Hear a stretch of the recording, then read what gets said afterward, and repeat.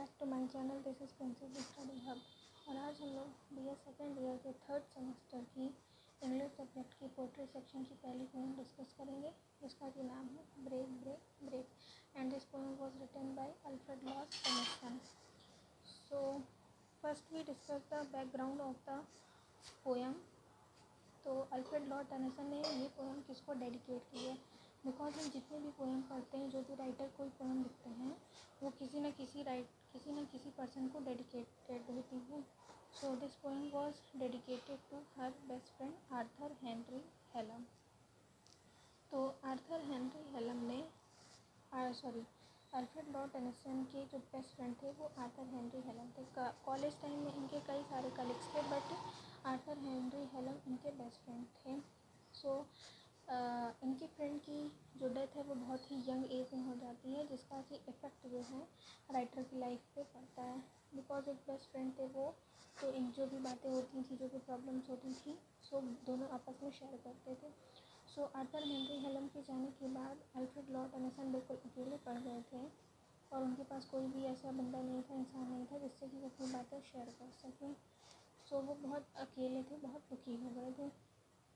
सो Alfred Lord Tennyson एक दिन एक समुद्र के किनारे बैठे थे, और समुद्र में जो भी नेचुरल घटनाएं हैं, जो भी प्राकृतिक घटनाएं हो रही थी, और राइटर अल्फ्रेड लॉर्ड टेनिसन के लाइफ में जो भी प्रॉब्लम्स हुई थी, जो भी घटनाएं हुई थी, उन दोनों का कंपैरिजन करते हुए ये लास्ट में रिज़ल्ट निकालते हैं कि आपके लाइफ में कुछ भी हो रहा हो, या जो हमारा ह्यूमन है यानी इंसानों की ज़िंदगी में कुछ भी हो रहा हो, नेचर अपने आप को स्टॉप नहीं करता है।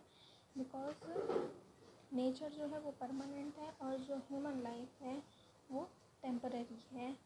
इंसान आएगा जाएगा, लेकिन नेचर जो है वो सदियों से चला आ रहा है, और वो परमानेंट है, वो कभी ख़त्म नहीं होगा। लेकिन इंसान की ज़िंदगी तो एक दिन ख़त्म हो जाती है। सो चलिए स्टार्ट करते हैं पोएम को। सो पोएम के राइटर तो आपको पता ही है, अल्फ्रेड लॉर्ड टेनिसन है। सो पोएम स्टार्ट करते हैं। Break break break on thy pale grey stones, O sea, and I would that my tongue could utter the thoughts that arise in me. To break break break यहाँ writer सी की जो waves होती हैं उसको dedicate कर रहे हैं।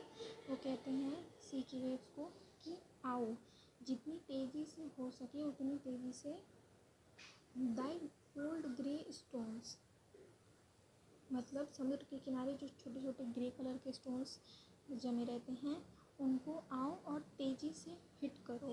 ओ सी, अरे समुद्र की लहरों, तुम आओ और इन किनारे छोटे छोटे ग्रे कलर के रखे हुए पत्थरों को तेज़ी से हिट करो। And I would that my tongue could utter, मतलब राइटर यहाँ पे कहते हैं the thought that arise in me, मेरे अंदर जितने भी थॉट्स हैं, मेरे अंदर जितने भी विचार आ रहे हैं, काश मैं उतनी ही आसानी से उन्हें बोल पाता। And I would that my tongue could utter, मैं उतनी ही आसानी से, अटर मतलब तेज बोलना। तो यहाँ पे राइटर कहते हैं कि मेरे अंदर जितने भी थॉट्स अराइज हो रहे हैं, मेरे अंदर जितने भी विचार आ रहे हैं, काश मैं उतनी ही आसानी से उसे तेज बोल पाता। जैसे कि तुम अपनी लहरों को बार बार आ रही हो, स्टोन्स को हिट कर रही हो और वापस चली जा रही हो, लेकिन मैं अपने अंदर के थॉट्स, मेरे अंदर जो अराइज हो रहे हैं, मैं उन्हें इतनी ही आसानी से नहीं बोल पा रहा हूँ जितनी कि आसानी से तुम आ रही हो। नेक्स्ट पैराग्राफ में चलते हैं।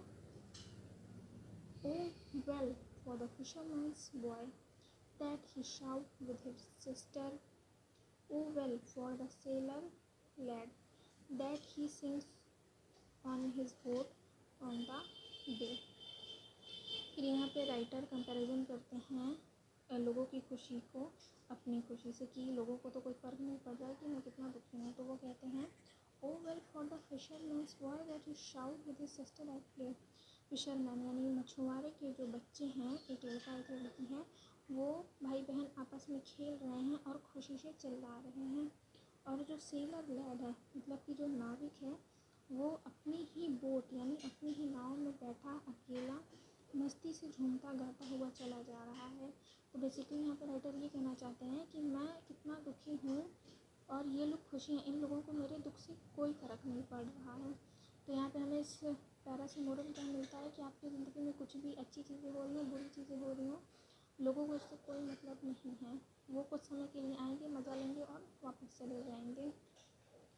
नेक्स्ट चलते हैं। And the stately ships go on to their haven under the hill, but oh for the touch of vanished hand and the sound of a voice that is step.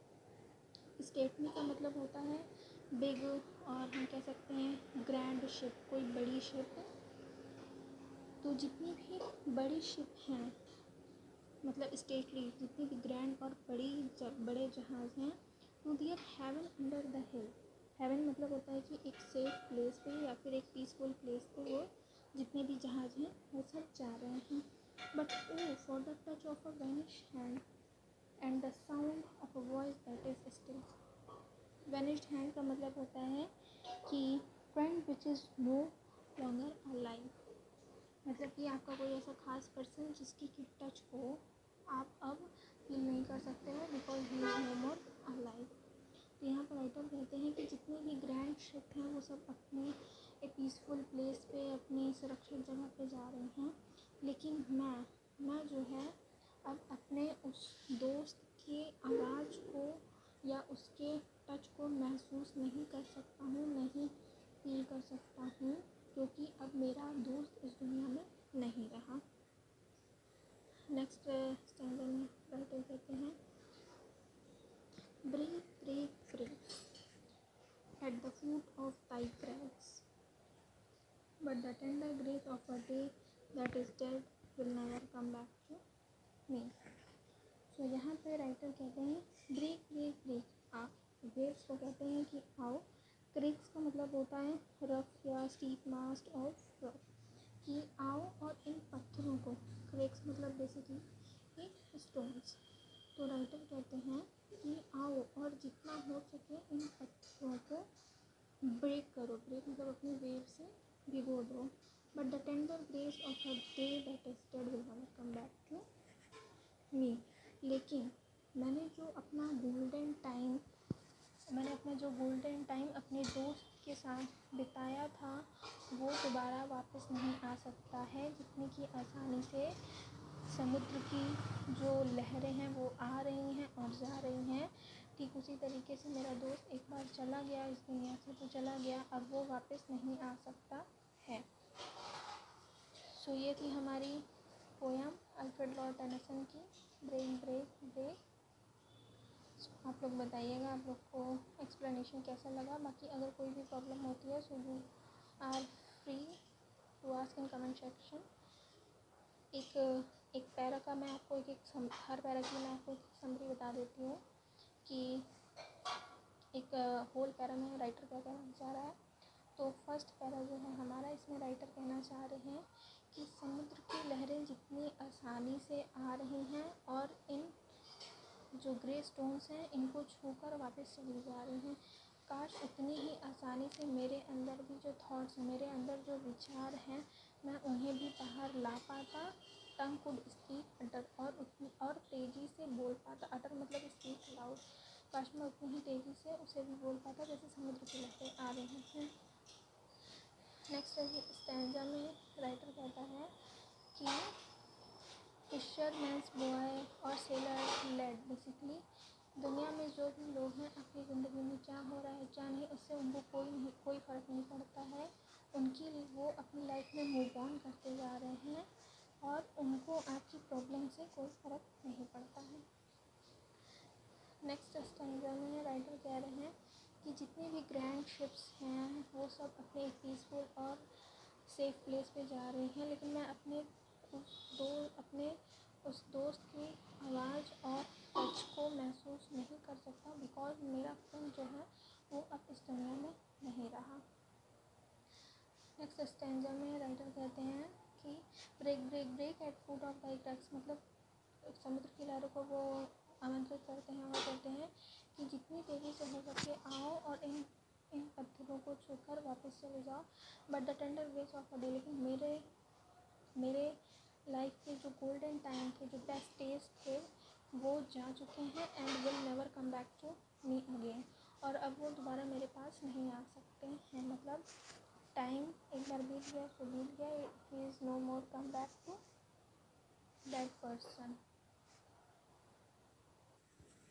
तो यहाँ पे हमारी poem जो है देख and होती है। मिलते हैं नेक्स्ट वीडियो में एक नई पोएम के साथ।